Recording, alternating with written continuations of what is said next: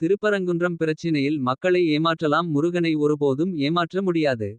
கடந்த 4½ ஆண்டுகளில் ஸ்டாலின் செய்த ஒரே சாதனை 4 லட்சம் கோடி ஊழல் செய்தது தான். சட்டமன்ற எதிர்க்கட்சி துணை தலைவர் பி. உதயகுமார் பேச்சு. மதுரை புறநகர் மேற்கு மாவட்டம் சோழவந்தான் தொகுதியில் உள்ள அலங்காநல்லூரில் நடைபெற்ற திண்ணை பிரசாரத்தை சட்டமன்ற எதிர்க்கட்சி துணை தலைவர் பி. உதயகுமார் பொதுமக்களுக்கு துண்டு பிரசுரங்களை வழங்கினார். மாவட்ட அம்மா பேரவை செயலாளர் திருமங்கலம் முன்னாள் யூனியன் சேர்மன் தமிழழகன் தலைமை தாங்கினார். ஒன்றிய செயலாளர் ரவிச்சந்திரன் முன்னிலை வகித்தார்.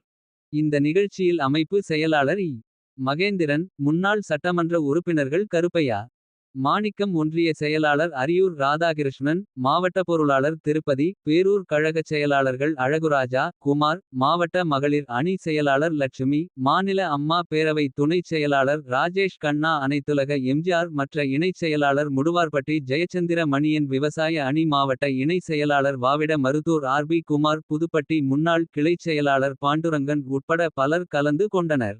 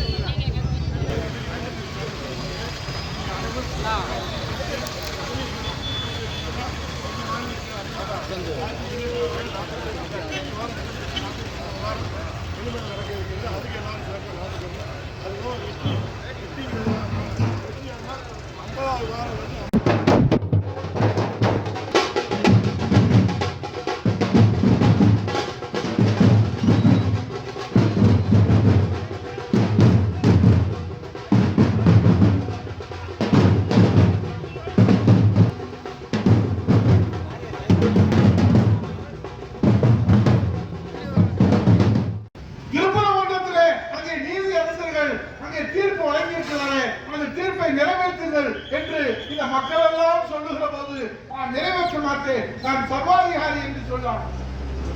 திருவள்ளத்துல வரும்போது அந்த வண்டியில டயர் வெடிச்சு போச்சுட்டாமா, இது வரைக்கும் வெடிச்சதே இல்லை.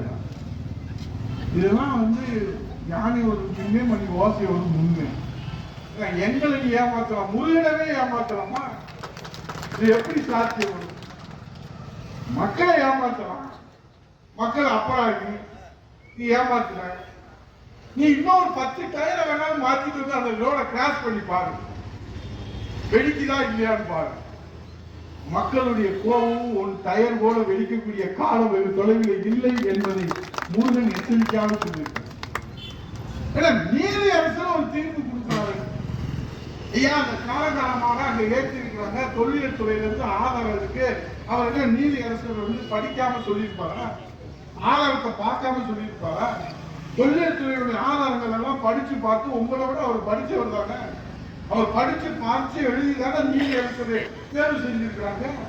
இல்ல உங்களை மாதிரி கருணாநிதிக்கு மகனாக பிறந்ததுனால, ஒரு ஜட்ஜிக்கு மகனாக பிறந்ததுனால அவர் ஜட்ஜ் ஆயிட்டாரா? அவர் தகுதியின் அடிப்படையிலே தான் நீதிபதியாக வந்திருக்கிறார். நீங்கள் கருணாநிதிக்கு மகனாக பிறந்த ஒரே காரணத்தினால நீங்க நாட்டினுடைய முதலமைச்சராக வந்திருக்கிறீர்கள்.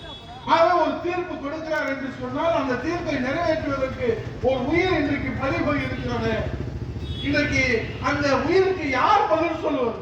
அரசு பொறுப்பேற்க வேண்டாமா? ஒரு நீதி அரசுடைய தீர்ப்பை கூட இந்த நாட்டிலே நிறைவேற்ற முடியாதா?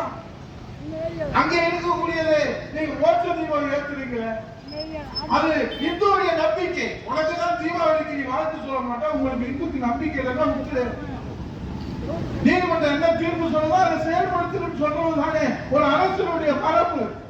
அதுதானே ஒரு அரசை காலங்காலமாக நாம் பார்த்திருக்கிறோம். ஒரு நீதிமன்றத்தினுடைய உத்தரவை கூட இந்த நாட்டிலே நிறைவேற்ற முடியாத ஒரு சர்வாதிகார அரசை இந்த தமிழ்நாடு இதுவரை சந்தித்ததில்லை என்பதுதானே இன்றைய உண்மையான.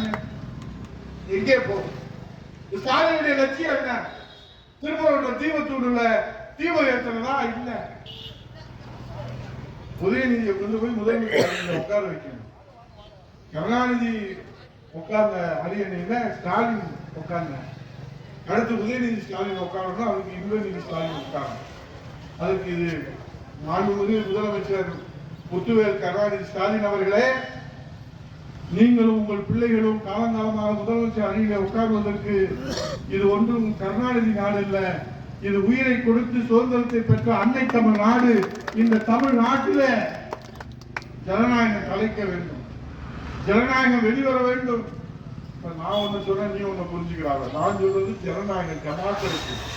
நீங்க ஜனநாயகம் ஏன் இன்னும் வெளியே வரல பாருங்க. அது சொன்னா ஒருத்தர் தம்பி கீழே வந்து தம்பி அதை பார்த்து பார்த்தேன். ஜனநாயகத்துக்கு ஆபத்து தமிழ்நாட்டில்.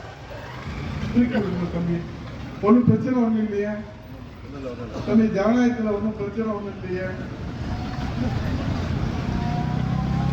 நான் பார்த்து ஓட்டு இருக்குங்க. அவரை சோடா கிட வாங்கி கொடுங்க தம்பி, அவருக்கு சோடா கிட வாங்கி சுந்தர்.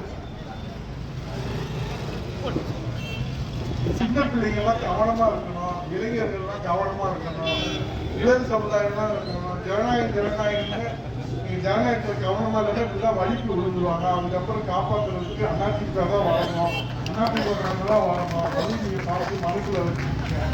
ஆகவே உங்களை வணக்கத்தை தெரிவித்துக் கொண்டு, நீண்ட நெல்லிய நேரம் இந்த கொட்டுகிற மழையிலும் பொருட்படுத்தாமல், இந்த அதிகாரி பணியும் பொருட்படுத்தாமல், எங்களுடைய ஒன்றிய கழகத்துடைய ஆசிரியர் செயலாளர் அந்த ரவிச்சந்திரன் அவர்களை இவ்வளவு கிளைக்கழக செயலாளர் பார்த்தோன்னே எங்களுக்கும் ஒரு புத்துணர்ச்சி வந்திருக்குது. எங்களுடைய அமைப்பு செயலாளர் வந்து சட்டமன்ற உறுப்பினருக்கு ஒரு நம்பிக்கை வந்திருக்குது. அநேகமா எதிரிகளுக்கு ஒரு கிளி ஏற்படுத்தக்கூடிய வகையிலே இந்த ஒற்றுமை ஓங்க வேண்டும். குடும்பத்தினர் அனைவருக்குமான கலர்ஃபுல் ஆடைகளை கம்மி விலையில் பெஸ்ட் குவாலிட்டியா வாங்கிட லதா சில்க்ஸ் அண்ட் ரெடிமேட்ஸ்.